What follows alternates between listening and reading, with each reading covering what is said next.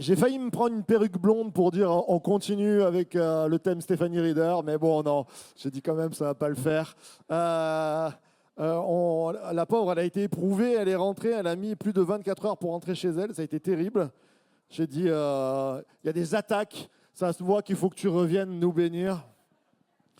On a vraiment passé un bon moment et voilà, on recommence sur notre série À vos marques. Ils n'étaient pas prêts à gauche. Je l'ai bien senti, Valérie, elle était perdue, totale, elle est comme ça. Elle ne sait plus. On va le refaire pour Valérie au moins. À vos marques. Non, Valérie, elle est encore en train de rigoler, elle ne sait plus où elle habite.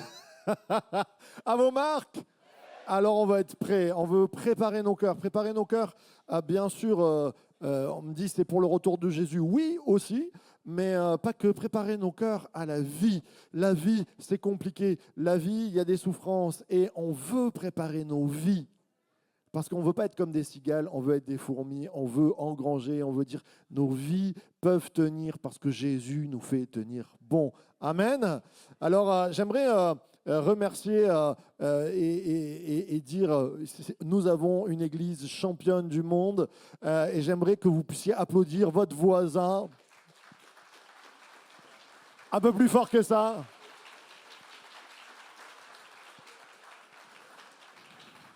Église champion du monde parce qu'on a eu un week-end bénissant grâce à une armée de bénévoles supra-organisés. Il n'y a pas eu un couac. Moi, j'ai trouvé ça formidable. On a commencé avec le pôle art.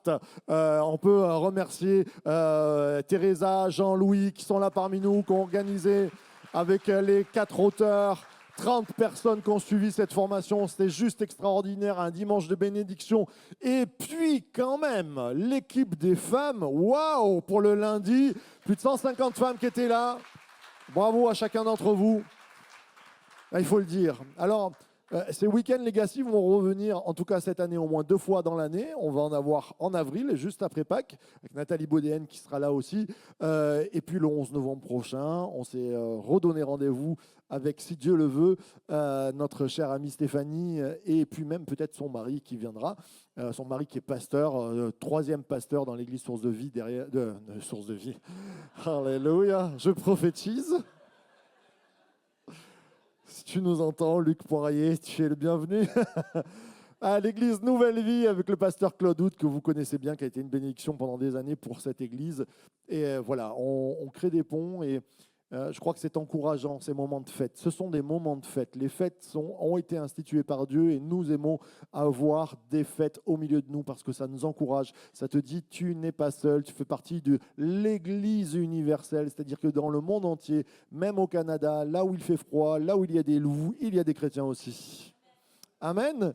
Donc nous, les petits Azuréens, là sous le soleil, bien, on n'est pas seuls et on est bénis de ces connexions divines. Là, on aura une Parisienne, oui, alors, il a travaillé sur lui, hein, Nicolas. Hein, on aura une Parisienne en avril qui viendra, mais elle n'est pas tout à fait de Paris, elle est de Montélimar. Ça va mieux. Elle travaille à Paris. Bon, ça va. Mais voilà, il y a des connexions divines qu'on veut garder, qu'on veut prendre, on veut travailler. Merci à cette église. Et je dis église championne du monde parce que je parle souvent et il y a des pasteurs qui viennent me voir qui me disent mais ça ne te branche pas, là, telle église, tout ça, tu ne voudrais pas peut-être reprendre. Je dis non mais vous rigolez ou quoi, j'ai la meilleure église du monde. Je dis à part si Dieu me... il n'y a eu qu'un amen, mais amen. C'est pas de la flatterie. On est bien ensemble, on vit des belles choses, il y a des miracles chaque année, il y a des conversions chaque année, il y a des baptêmes, il y a de la joie. Moi je dis, ce qui me va, c'est que je sens la présence de Dieu. C'est que quand on sort, les gens ont le sourire, ça me va, moi je prends, je continue.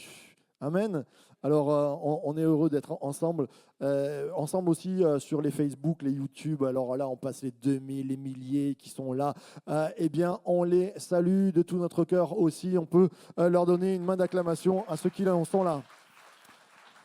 Je trouve qu'il y a dans cette saison un vent d'espoir et d'espérance sur notre Église. C'est juste extraordinaire ce qui est en train de se passer. Je ne sais pas si tu es peut-être endormi pour ne pas le voir, mais je crois que même quand on est endormi, on entend le son de la trompette de Jésus qui nous dit c'est un moment de rafraîchissement. Il y a vraiment un vent de rafraîchissement sur notre Église. Alors, c'est vrai que on a une période qui n'est pas si simple. On a eu des attaques, on a eu des problématiques dans les santé, dans l'administratif, plein de choses qui sont arrivées, mais on regarde le fruit et on se dit waouh, jamais comme auparavant, il y a des bénédictions comme nous vivons et nous voulons donner une main d'acclamation à celui qui nous tient debout, à Jésus. Alors dans ce vent d'espoir, j'aimerais te dire, et ce sera le titre de ma prédication, nous ne sommes pas... Oh, vous êtes bons. Ah ouais, c'est affiché, vous n'avez pas vu. Nous ne sommes pas seuls. Nous sommes ensemble, mais aussi nous avons Dieu avec nous. Amen. Nous ne sommes pas seuls. La présence de Dieu. Et j'aimerais vraiment, sur cette prédication, sur le fait d'être prêt, te dire, peut-être que tu es perdu dans ta vie et dans ce monde qui est tellement complexe où quand on regarde les informations, les inondations en Espagne, la guerre en Ukraine, des centaines de milliers de morts, on est tous percutés par ce qui se passe autour de nous, la crise économique. Et on se dit, ouais, je ne suis pas prêt. Franchement, je ne suis pas prêt. Et peut-être que tout ce qui est autour de toi dans le monde, ça te fait peur, mais peut-être que tu passes aussi des souffrances dans ta vie. J'aimerais te dire que Dieu veut te tenir la main et que l'Église Source de Vie veut te tenir la main. Comme dit, je crois que c'est Lamartine qui dit, un seul être vous manque et tout est dépeuplé. Quelquefois, c'est juste la présence de quelqu'un qui vous manque, c'est peut-être quelqu'un qui est parti trop tôt et vous avez des souffrances dans vos cœurs. J'aimerais parler aussi à ceux, et quelquefois je rencontre des jeunes filles, des jeunes gens qui ont été abusés, qui gardent des cicatrices en eux. Je veux te dire de la part de Dieu, tu n'es pas seul, nous ne sommes pas seuls. L'Église Source de Vie se lèvera toujours pour annoncer la vie. Il y a une vie pour toi. Il n'y a pas qu'un passé de souffrance, il y a une vie, il y a un présent, il y a un avenir que Dieu veut construire. J'aimerais entendre un grand applaudissement à ceux qui croient que Jésus peut faire encore les choses. Ouais, je crois que Dieu a un message pour nous ce matin. Alors, j'aimerais qu'on puisse se lever et on va lire un texte ensemble. C'est une traduction de ma part. Si vous ne trouvez pas les mêmes mots que d'habitude, c'est normal. J'aime bien changer un petit peu et rendre au quotidien les traductions. Donc, traduction de Luc 18 selon Marc Ambrogio. Et Jésus, ou il, ça commence par il, mais c'est pour dire Jésus. Et Jésus leur disait une illustration. Je sais, tout le monde se dit, il y a le mot illustration dans la Bible. Oui, une parabole. Mais pour la moitié des adolescents, si je dis une parabole, ils ne vont pas comprendre. Une illustration, ils comprennent. Amen. Il leur dit une image, il leur dit un récit, il leur dit une illustration sur la nécessité de toujours prier et de ne pas se décourager. Il dit, un juge dans une ville n'avait aucun respect de Dieu, ni de considération pour les hommes. Et une veuve était dans cette ville. Et elle alla vers lui disant, « Fais-moi justice de mon opposant. » Pendant un certain temps, il ne voulait pas. Mais il se dit, bien que je n'ai aucun respect de Dieu, ni de considération pour les hommes, cette veuve m'ennuie. Je vais donc lui faire justice pour qu'elle ne vienne plus sans fin me casser la tête. Et le Seigneur dit, écoutez ce que dit l'injuste juge. Et Dieu ne ferait pas justice à ses choisis qui crient à lui jour, nuit et jour, lui qui persévère pour eux. Je vous dis que rapidement, il leur fera justice. Seulement quand le Fils de l'homme viendra, trouvera-t-il la foi sur la terre? Amen, amen et amen. Vous pouvez prendre place. J'ai déjà prêché sur ce texte une bonne dizaine de fois. Non, je ne sais pas, mais en tout cas, j'aime ce texte. Mais je voulais le prendre d'une manière différente. J'ai souvent prêché sur le fait de ne pas rater Jésus. Trouvera-t-il la foi quand il viendra sur la terre? Être prêt et dire oui, nous serons là. Mais j'aimerais revoir un petit peu ce récit. Si tu peux mettre l'autre. Non, l'autre, merci. Il y a une illustration. Jésus vient donner une leçon. Il vient enseigner ses disciples. Donc, il vient nous enseigner. Il vient enseigner Enzo, il vient enseigner Monique, il vient enseigner Mika. Ce matin, il est là, le Seigneur Jésus. C'est comme s'il nous lisait la parole. Il nous dit, viens, je vais te raconter une histoire pour t'enseigner.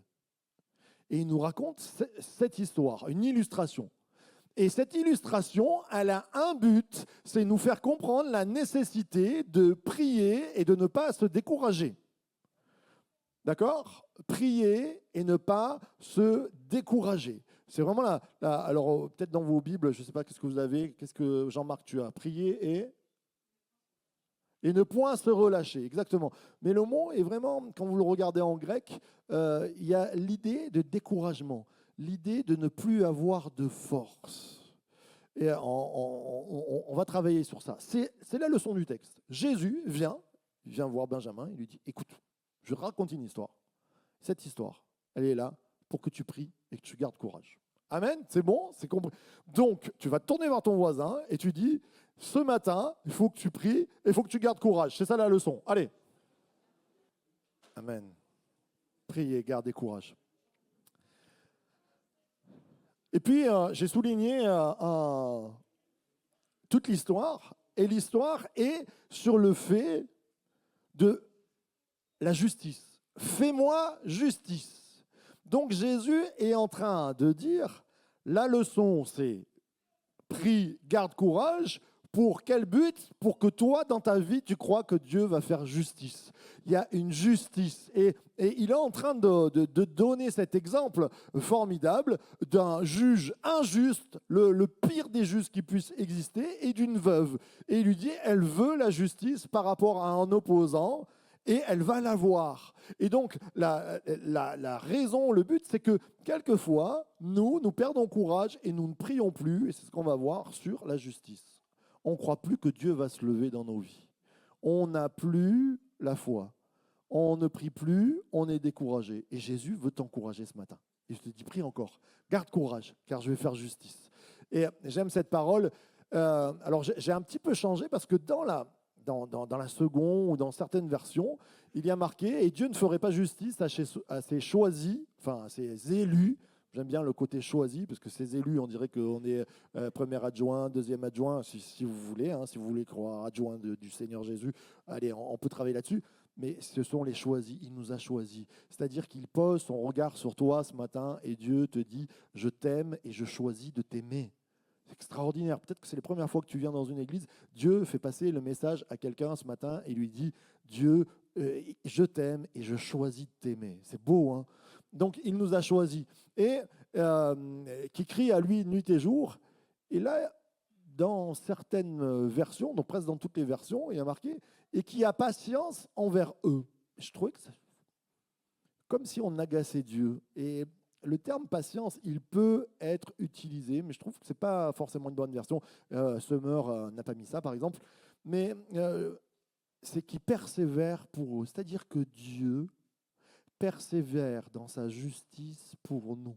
Ce n'est pas une justice à la croix, Jésus est mort il y a 2000 ans, qui dit « Ah bon, ben, je vais les bénir. » Et puis 500 ans après, je suis fatigué de les bénir. Non, c'est une justice qui vient persévérer. Dieu persévère pour toi. J'en ai la preuve qu'un verset dit que Jésus est monté au ciel et qu'il est devenu intercesseur pour nous. Intercéder, ça veut dire qu'il se met entre la justice de Dieu et peut-être nos erreurs, notre péché, et qu'il dit, celui qui se repent, je le rends juste, j'intercède. La justice de Dieu, elle intercède pour nous, elle est persévérante.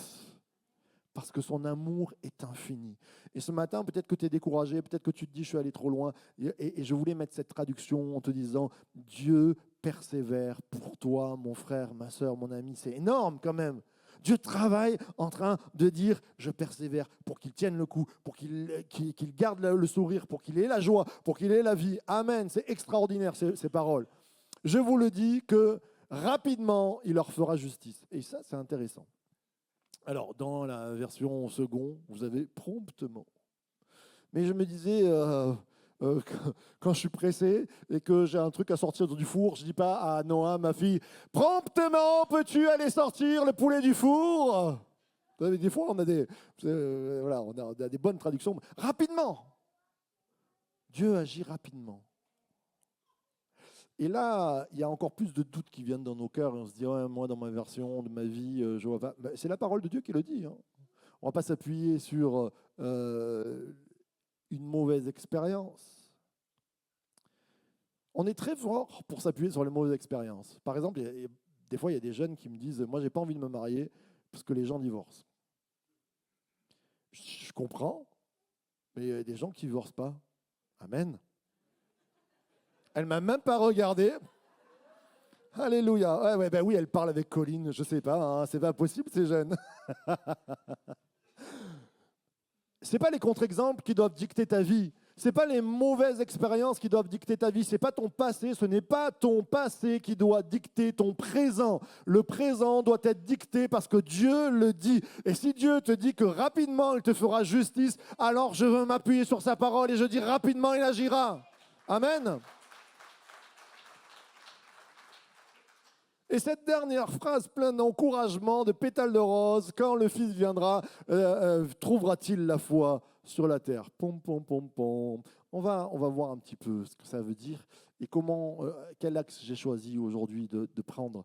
Je crois que Dieu veut nous encourager, même au travers de cette question rhétorique. Trouverai-je la foi quand je reviendrai? Amen. Alors, ce matin, première leçon que je veux dégager, c'est que... la première leçon, tu dois, c'est simple, tu as doigt, je ne sais pas ce qui s'est passé, tu dois prier et être courageux. On se l'est dit, tu dois prier et être courageux. C'est la leçon du texte que Dieu nous donne. Jésus dit, je vous raconte une histoire, une illustration pour comprendre que tu dois prier et que tu dois être courageux. Alors la prière, j'ai écrit sur mes notes, c'est un peu comme se brancher. Tu prends un câble, alors là, ça, c'est pas un câble, mais quand ton portable ou quand quelque chose d'électrique n'a plus de batterie, qu'est-ce que tu prends? Tu prends une rallonge et tu te branches. Eh bien, la prière, c'est comme si, quand tu te mets le matin, hop là, tu branches ton cœur à Jésus. À l'autre bout, il y a Jésus. Alors, c'est toujours par la foi qu'on le fait, parce qu'on se dit, mais il y a quelqu'un à l'autre bout. Oui, le Seigneur est là. Et la prière, c'est un peu se brancher. Et j'ai envie de te dire, moins tu as de batterie, plus il est urgent de te brancher à Jésus. Moins tu as de batterie, plus il est urgent de te brancher. Moi, je suis le spécialiste à chaque fois pour avoir des vieux téléphones et mes téléphones commencent à avoir de la batterie. Tu sais, pendant une journée, ça qu'est-ce qu'il est urgent? Je suis obligé de le brancher. Sinon, il ne marche plus. Eh bien, peut-être que tu n'as pas ce réflexe-là. Peut-être que dans ta vie, tu es découragé en ce moment, ça ne va pas. Et bon, alors déjà, tu es venu ce matin, c'est pour te brancher. Je dis bravo. Mais peut-être que il te manque un peu de force, c'est le moment de se brancher. La prière est avant tout un branchement d'énergie entre du ciel. Pourquoi Dieu dit, si Jésus ne nous avait pas dit, voilà, je t'encourage avec ce récit pour te brancher à la prière, on se serait dit, allez, gardons courage, juste le courage. Mais non, la prière, quelle est l'importance de la prière? C'est que quand tu pries, tu te branches à l'énergie céleste. Le Seigneur, vous savez, je ne vais pas vous expliquer les panneaux solaires, comment ça marche, mais c'est simple, hein, vous mettez des panneaux sur votre toit et le soleil, avec la lumière, va réfléchir. Je trouve que c'est une belle image pour te dire que tu dois brancher les panneaux solaires de ton cœur, te mettre dans la présence de Dieu. Le Jésus, c'est la lumière du monde. Il vient te redonner de l'énergie. Alors, il est urgent de prendre du temps pour te rebrancher. C'est pareil que pour un téléphone portable. Des fois, tu te dis, j'ai pas le temps. Et puis, quand tu n'as plus le temps, tu peux tomber en rade. Un jour, on s'est retrouvés en Italie avec ma femme. J'ai cru que presque là, on allait divorcer. On était sur le GPS. Qui sait que le GPS grignote beaucoup de batterie sur le téléphone portable? Vous avez déjà expérimenté ça? Donc, on branche sur la batterie le câble pour qu'il soit... Mais sauf que là, je ne sais pas pourquoi, je crois qu'il y a un fusible qui avait sauté. Mon allume-cigare ne rebranchait plus. Et on était à 2-3 kilomètres de l'arrivée en Italie, vers Rome, quand plus de batterie. Alors là, je me retourne vers mes filles. Ma fille me dit, oui, j'ai une batterie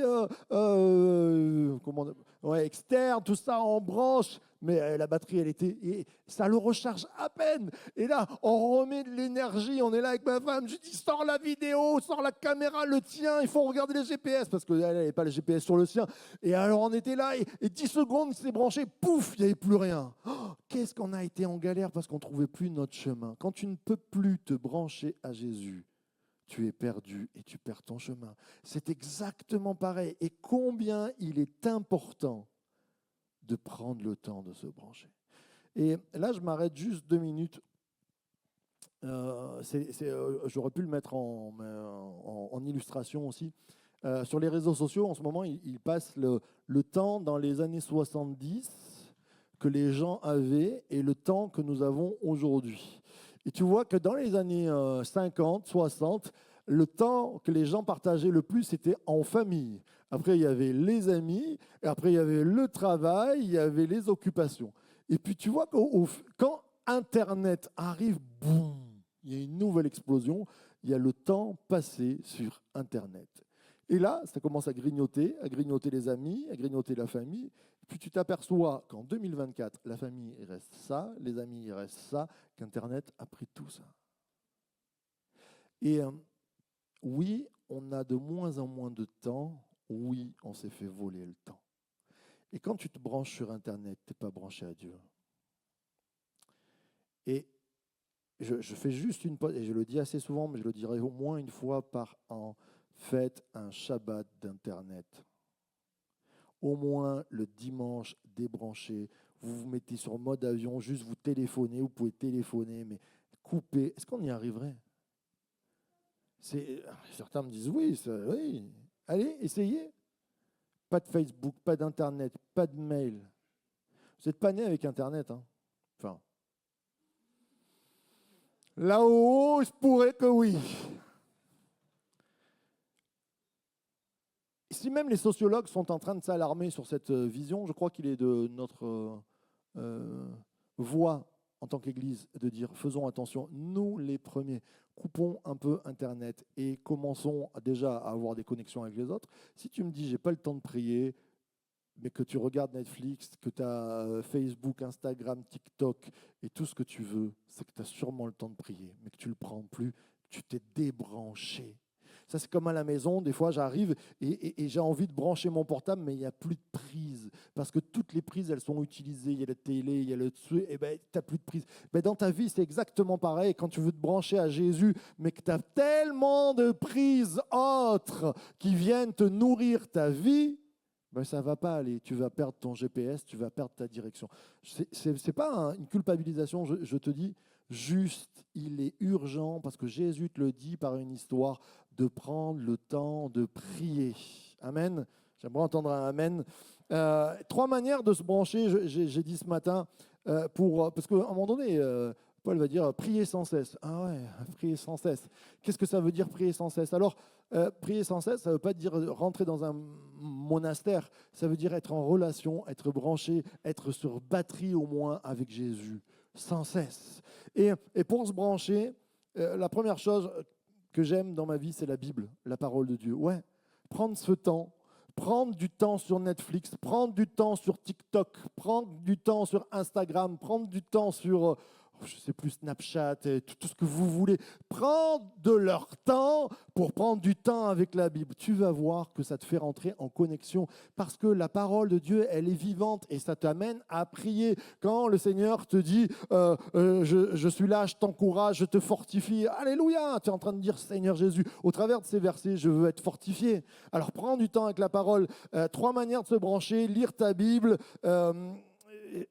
Il nous est dit dans la parole de Dieu, dans le psaume 119, verset 105, 115, 105, je regarde ma femme, elle est plus forte que moi. Alors, psaume 119, verset 105. Oh, psaume 119, verset 100. Et on ne regarde pas Esther, hein, oh. Il n'y en a pas un qui l'a, ma femme là.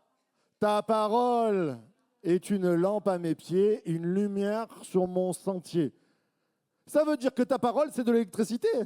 Elle amène de la lumière. C'est comme si j'étais branché. Si tu débranches la parole dans ta vie, tu n'as plus de lumière sur ton sentier, tu n'es plus branché, il n'y a plus de lumière, tu es perdu dans la nuit. Alléluia. Ta parole, là, on a des paroles, on a des belles Bibles, plus belles les unes que les autres. Ça, quand tu commences à l'ouvrir, quand tu commences à te connecter, tu te connectes à Jésus, tu pries, il y a de l'électricité céleste qui passe dans ta vie et ton chemin est éclairé même dans la nuit. J'aimerais entendre un grand amen à ceux qui le croient. 3 manières de se brancher, il y a la parole, il y a les remerciements aussi. Combien des fois on est ingrat, on ne s'imagine plus que boire un verre d'eau, c'est déjà bénissant. Il y a des gens qui ne boivent pas de verre d'eau dans le monde et qui doivent chercher de l'eau, c'est vital pour eux. Nous, on tourne juste le petit bouton et on se dit « Oh, là, un goût de javel aujourd'hui ». Que nous puissions ne pas être des enfants ingrats. Parce que quand on est ingrat, on ne remercie plus et on ne sent plus le besoin. Quand ta vie ne remercie plus Dieu, c'est que tu es comme le rat des villes, je crois. Il devint gros et gras, il n'a plus besoin de rien.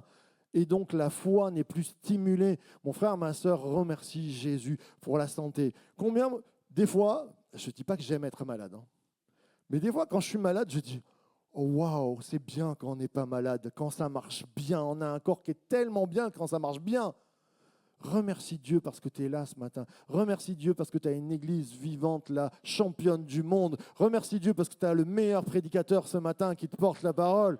Remercie Dieu parce que tu as un voisin. Allez, dis-lui merci pour toi là. Allez, tourne-toi vers ton voisin, dis merci Jésus pour toi. Et puis 3 moyens de se brancher. Eh bien sûr, il y a les requêtes. Pas les roquettes, hein. Les demandes. Tu as besoin de quelque chose dans ta vie. Ben, c'est ça la prière. Seigneur, j'ai besoin de toi. Je passe par un moment qui est difficile financièrement. Avant d'aller voir ton banquier, va voir Jésus. Ta santé va pas bien. Avant d'aller voir ton médecin, demande à Jésus, prie. C'est ça que Dieu veut nous enseigner. Jésus nous donne une illustration. Ce matin, j'ai pas d'horloge. Ah oui, ça y est, ils m'ont rebranché l'horloge parce que là, je peux partir pendant 4 heures sur ce thème-là, désolé. Jésus nous enseigne, te dit, je te raconte une histoire, je te raconte une illustration pour que tu pries, pour que tu te branches, pour que tu lises ta parole, que ça t'éclaire, pour que tu remercies, que tu reprennes le goût à la vie et pour que tu me demandes quand ça ne va pas. Ne te décourage pas. Sois courageux. Des fois, on ne demande plus parce qu'on a perdu courage. Jésus nous raconte ce récit pour dire, c'est juste extraordinaire parce qu'il est en train de mettre une histoire un peu impossible, un juge injuste. Il y en a, mais là, il prend le pire. Il nous dit que ce juge-là, il respecte pas Dieu et encore, il n'a aucune considération envers les hommes. Il s'en fiche de tout, le pire juge. Donc Jésus nous raconte l'histoire avec le pire juge et une femme, pas facile, elle est veuve, c'est-à-dire qu'elle est dans une situation dans son époque où c'est la catastrophe. Elle n'a pas de mari pour l'aider, elle n'a pas de force pour venir contre ses opposants, c'est-à-dire qu'on a le pire des cas. Jésus est en train de dire, je te raconte la pire des histoires pour te dire que même dans la pire des histoires, le juge, il va dire oui. Et qu'est-ce qu'il veut nous dire? Il nous dit, mais si je te raconte cette histoire, c'est que Dieu, ce n'est pas le pire des juges et que peut-être tu n'es pas dans la pire des situations. Eh bien, dans toutes les situations de ta vie, Dieu veut te faire justice. Jésus prend la pire des histoires pour te dire, même dans la pire des histoires, Dieu peut faire justice. Dans la tienne, je peux le faire. J'aimerais entendre un grand amen. Alléluia. Alors, sois courageux. On perd forcément du courage, comme je disais, face aux situations dans nos vies. Peut-être que tu te bats contre des addictions, que tu te dis, moi, je ne prie plus pour ça. Parce que j'y arrive plus. Et puis je suis là pour te rappeler ce matin, avec force et courage, à te dire, continue. Le chemin n'est pas la destruction pour ta vie, parce que les addictions, ça commence par te pourrir la vie, par te prendre du temps, par te prendre ton argent, et te prendre ta santé, te prendre ta famille, ton couple, tout. Ça dévore tout, les addictions. Bien sûr que c'est super dangereux si tu as des mauvaises addictions, enfin des addictions dans ta vie qui prennent trop de place. Alors ce matin, on est là pour dire, Seigneur, fais-nous justice. Lève-toi, ne perds pas courage sur les addictions, ne perds pas courage sur les pressions qui amènent aux dépressions. Il y a peut-être des gens qui passent par la vallée de la dépression ce matin, par leur sensibilité, par les coups qu'ils ont pris dans leur vie. Le Seigneur veut te dire, garde courage.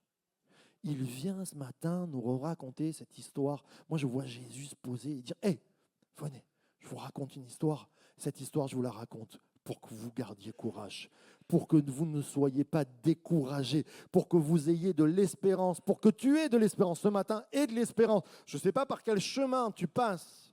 Je ne suis pas à ta place, mais on passe tous par des moments de découragement. Dieu veut souffler un vent d'encouragement. J'aime ce psaume 31, 25 qui dit « Fortifiez-vous et que votre cœur s'affermisse, vous tous qui espérez en l'Éternel. Fortifiez-vous et que votre cœur s'affermisse. » Fortifie-toi, prends courage. Ça veut dire qu'il y a une action de ta part. Ce matin, tu dois lever les yeux et tu dois espérer, dire oui, je veux prendre courage. Je veux écouter la voix de l'Éternel qui me dit fortifie-toi, prends courage. Alors la première leçon, bien sûr, tu dois prier et être courageux. La deuxième, c'est tu as le justicier avec toi. On va se la refaire, ils sont déjà endormis. Tu as le justicier avec toi. Le justicier, pas un justicier injuste, pas un justicier des Marvel là, avec des capes et en slip et des collants. Tu as Dieu, justicier. Dieu se lève pour toi. On a lu le texte où Dieu compare, il ose se comparer avec un mauvais justicier. Il dit, mais moi, je ne suis pas comme ça. Même le mauvais justicier, même le mauvais juge, il fait le boulot. Mais moi qui suis bon, mais comment tu peux oublier que je suis là pour toi? Dieu fait une promesse. Jésus est en train de nous raconter, mais c'est quand même quelque chose de dingue. On va se remettre. Imaginons, on n'est pas croyant. Je vais voir Ben et il me dit, tu sais, j'ai des problèmes d'argent en ce moment. Je lui dis, t'inquiète, Jeff Bezos d'Amazon, c'est mon pote. Et il m'a dit, dès que tu as un copain qui est dans la galère, Jeff Bezos, c'est celui qui doit avoir le plus gros portefeuille dans le monde presque. Et Jeff Bezos m'a promis, m'a donné les chèques en blanc, m'a dit, quand tu as un copain, vas-y, tu vas le bénir. Ben, là, déjà, il a le sourire. Ben, il se dit, oh, ouais, quand même. Au lieu du chihuahua, je pourrais avoir quelque chose de plus. C'est quoi? C'est pas un chihuahua? Ah, c'est un chihuahua, il est beau. Ouais. On sent bien que c'est pas Benjamin qui l'a choisi. Non, je plaisante. Benjamin, tu es un dauphin. Continue. Non, je plaisante. C'est un privé joke. Vous imaginez? On serait tous là à dire oh, waouh, quand même, ouais. Et vous viendrez me voir et vous m'auriez entendu. Vous viendrez me voir en me disant j'ai pas trop de problèmes financiers, mais quand même, Marc, tu peux pas me faire un petit chèque de la part de Jeff Bezos pour que.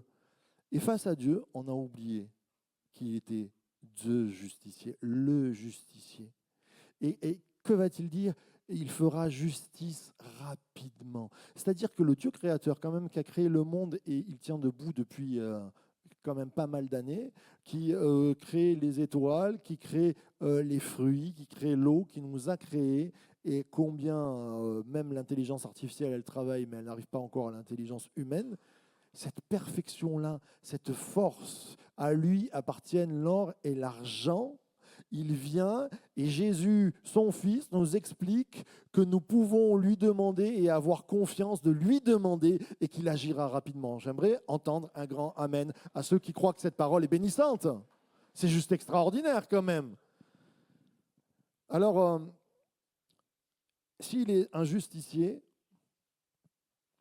et qu'il nous dit « je serai ton justicier », la justice en hébreu, elle commence par la justice économique, la tzedaka. C'est toujours cette justice socialement économique.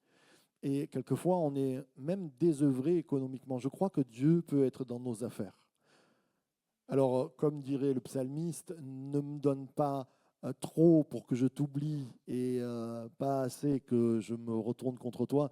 Mais bien sûr, on veut être raisonnable. Je n'ai pas besoin d'un yacht. Si vous en avez un, on peut faire une balade ensemble. Je plaisante. Mais Le Seigneur vient et te dit tes problèmes économiques, je suis le justicier social, économique qui vient te bénir. Mon frère, ma soeur, tu passes par des galères, commence à t'adresser à Dieu.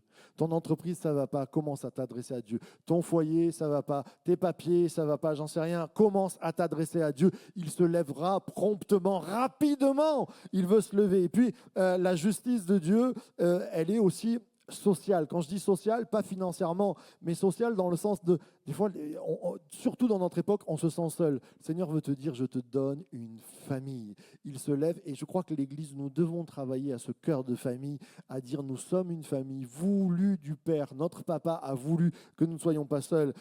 Il se lève aussi contre le péché qui fait la guerre à ta vie. Tout ce qui te ronge, qui fait que tu rates le but. Des fois, dans la vie, on est comme désœuvré en se disant oh, j'ai tout raté. Eh bien, Dieu veut te dire à partir de maintenant, tu vas réussir. À partir de maintenant, ce que tu entreprendras, je serai avec toi. Amen. Fais-moi confiance, je me lève en tant que justicier. Mais il y a une démarche. La veuve se lève. Elle va voir le juge. Dans cette démarche, nous entendons la prière et le courage. Lève-toi, va voir Jésus. L'Éternel marchera lui-même devant toi. Il sera lui-même avec toi. Il ne te délaissera pas. Il ne t'abandonnera pas. N'aie pas peur, ne te laisse pas effrayer, dit Moïse au peuple de la part de Dieu. C'est extraordinaire. Ne t'effraie point, il ne t'abandonnera pas. Alors, lui qui persévère pour eux. Dans le texte que nous avons lu ce matin, Dieu persévère pour toi. Non mais qui je suis pour qui persévère pour moi? Enfin, il a d'autres choses, d'autres chats à fouetter? Non.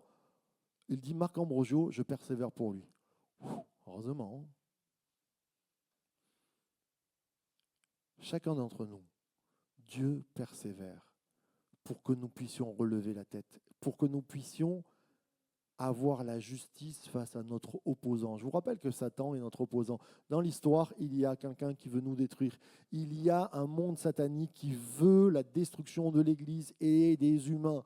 Et Dieu se lève et dit, je vais te faire justice rapidement. Alors ce matin, attends-toi, Ali. Je vais demander à la pianiste de revenir, s'il te plaît.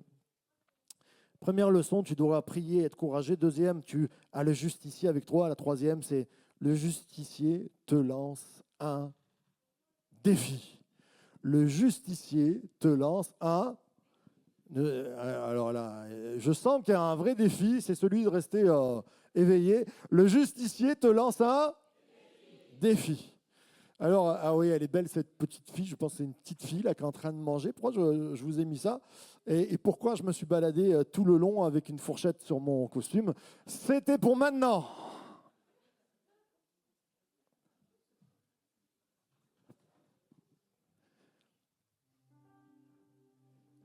J'ai la grâce d'avoir eu deux filles, deux magnifiques filles.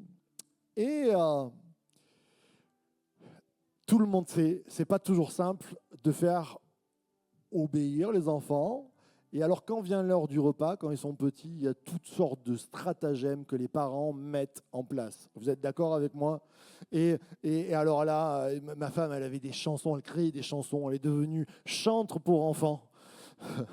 Et une petite cuillère, ça descend tout seul. Et elle faisait des chansons. Je les ai encore dans la tête, hein, parce que tous les soirs, tu les as de petites cuillères.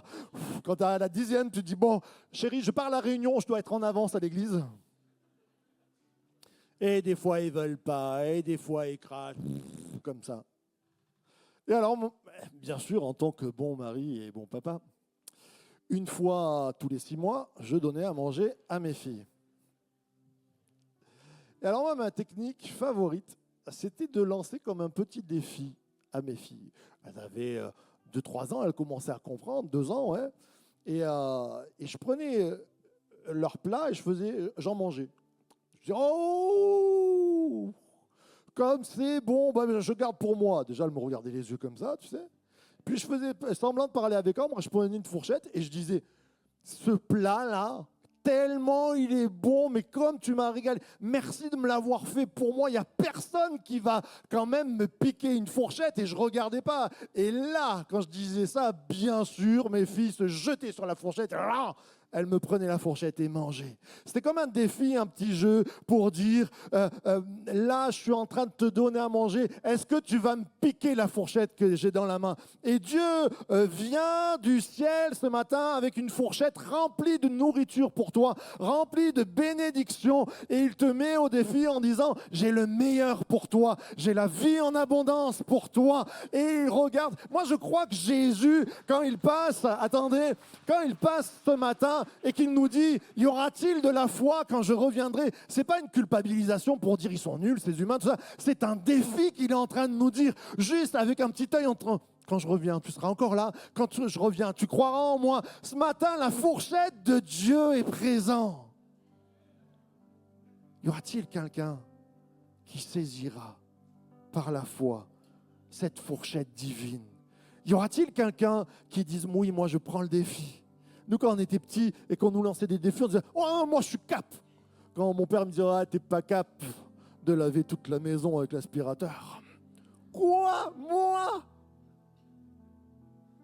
Jésus nous dit ce matin, il nous lance le défi.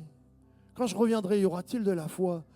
Quand je reviens ce matin, parce que Jésus est présent au milieu de nous, et ce n'est pas quand je reviendrai dans 150 ans ou je ne sais pas quoi, c'est ce matin quand je viens. Est-ce que tu vas rester dans ta situation de découragement en disant, moi je suis en train de m'appauvrir, j'ai plus de nourriture, je suis dans une dépression, je suis dans une maladie, je suis dans un découragement, j'y crois plus, j'y arrive plus. Dieu te dit, qui viendra se nourrir à ma fontaine? Qui viendra boire à la source? Y aura-t-il quelqu'un encore qui l'a? Et ce matin, je ne crois pas que c'est quand je reviendrai, mais ce matin, il vient, il peut te dire, je viens ce matin. Y a-t-il la foi dans ton cœur? On va se lever ensemble. Jésus nous a raconté une illustration, une parabole, pour nous dire combien il est important de prier, pour nous dire combien il est important de croire. Il passe ce matin, sa fourchette céleste est remplie de nourriture pour toi. Je ne sais pas quelles sont les raisons qui peuvent te faire ne pas prendre cette nourriture. Certains disent c'est plus pour moi ou c'est pas pour moi. Jésus te dit, trouverai-je la foi encore ce matin chez toi? Mon frère, ma soeur, je ne sais pas par quoi tu passes. Je ne sais pas par quel chemin tu passes. Je ne sais pas par quel découragement tu passes. Je ne connais pas tes pleurs. Je ne connais pas tes finances. Je ne connais pas ton couple. Je ne connais pas ta solitude. Mais Jésus la connaît. Et il a prévu une fourchette remplie de bénédictions spécialement pour toi. Ce matin, je vais faire un appel, bien sûr. On a les yeux fermés. Je vais demander aux équipes de prière de se préparer parce qu'on est en famille. Parce que je t'ai dit, le thème de ce matin, c'est « Nous ne sommes pas seuls, tu n'es pas seul, tu as aussi une famille sur laquelle tu peux compter. » Nous voulons prier, nous nous positionnons alors que les équipes de prière se mettent déjà prêtes pour venir t'accompagner. Mon frère, ma soeur, ne rate pas ce moment où Jésus te dit, j'ai préparé le meilleur pour toi. Approche-toi, viens prier, viens prendre cette décision. C'est ton moment, c'est ta minute. C'est le moment de saisir l'espoir. C'est le moment d'abandonner le découragement. Laisse le découragement, prends courage. Je ne connais pas ta situation, mais on va prier ensemble. Dieu a dit, je vais agir promptement. C'est sur sa parole. Jésus l'a dit, rapidement il va agir. Alors viens sur le devant. On va prier ensemble pour une bénédiction du justicier Jésus. Viens sur le devant, on prie ensemble, commencez à quitter les rangs. Venez chercher la guérison auprès de Dieu. Venez chercher la réconciliation. Venez chercher la fin de vos addictions. Venez, prions ensemble, nous sommes devant Dieu.